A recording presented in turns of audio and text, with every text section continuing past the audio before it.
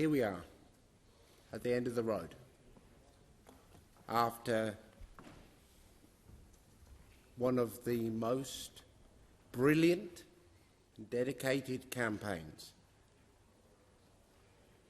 one of the most energised, activated, connected, powerful campaigns that have been run by disabled people across the country. This great collective effort that we have been engaged in as a community. We come at last to the end of the road.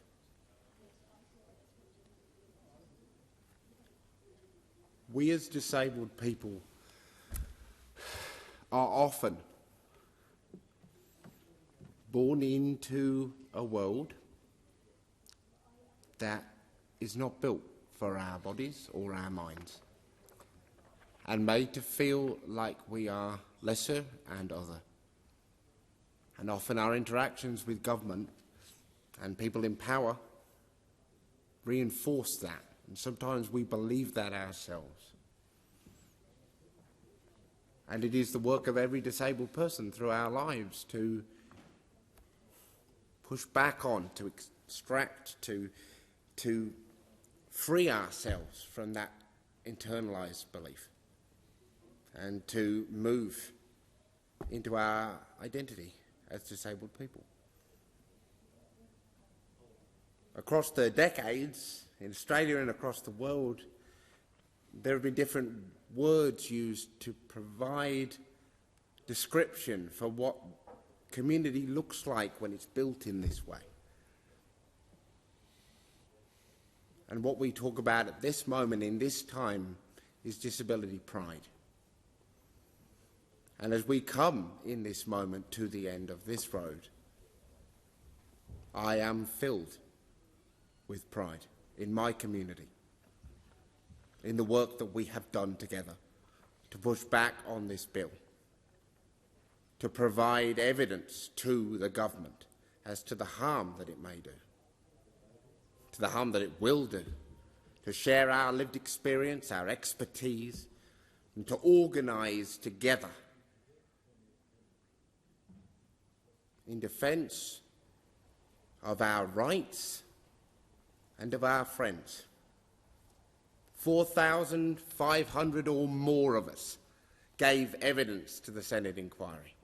So many of us took time and effort and energy and emotional labour to give testimony with everything else we had in our plate, to organise rallies, online forums, to get the word out, to organise, to connect together.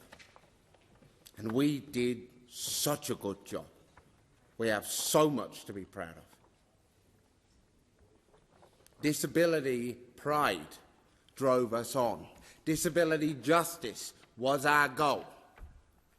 To leave no body or mind behind were the words that bound us together and lifted us up and gave us power. People have connected and organised in ways during the course of this campaign that we have not seen before, but we will see again. And the result of our pressure and our advocacy together has been and is now in this moment amendments to this legislation for which we as a community have a right to claim as the result of our work. The bill remains an existential danger to our lives and safety. That is not in dispute. But as we come to the close, it is important to recognise that our effort and energy has borne fruit. Because of the work we have done together, we have been able to secure improvements to this bill. There is now to be an appeals pathway so that the larger scale cuts that may be imposed by a minister, should they have impacts on the safety of participants, that those participants can flag that and potentially find a way to have them reversed. There is a clearer definition of parental responsibility, recognising disability supports are different from ordinary responsibilities. There are whistleblower protections now within this legislation for people who report fraud to the NDIS. We have stronger protections around debts that can be raised by the NDIS. And there are expanded rights for reassessments from the NDIA. All of these things are the results of our collective pressure together. Every single one of them is a credit to the disability community and to our campaigning together. I want to thank and I want to honour every single person that got involved with the Protect the NDIS Alliance and Disabled People Against the Cuts. You did so well. So well. Did us so proud.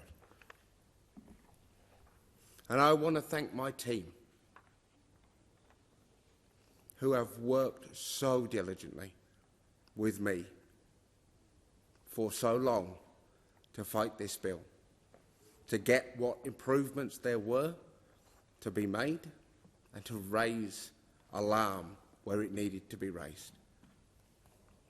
Every day I get to come to work alongside some of the most brilliant people I've ever met, and I am grateful for it every single day. To every person out there right now feeling the heaviness of this moment, the toughness of this moment, know that we are not alone, that there is power in our community, and that though this bill is about to pass, will pass this Parliament, our power does not pass away. It will continue to build among our community. We will put our arms around each other and support each other. We will ensure that the impacts of this legislation are laid at the doors of those responsible. We will continue to fight together and grow together and laugh together and build community together and power together.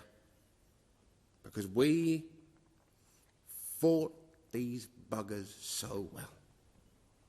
So well. A lot of people in this place thought this legislation would be easy work. We proved them wrong. We won time for additional scrutiny, for additional voices to be heard, for improvements to be made. That is something to be so proud of. And now we move forward together to the next opportunity to advance the rights of disabled people and our families, to move us closer to a community based on inclusion, where things like consultation and co-design are not optional extras, but things that either government does or pays an electoral price. So in that spirit, I ask the Minister, will the disability community be consulted on the implementation of these changes?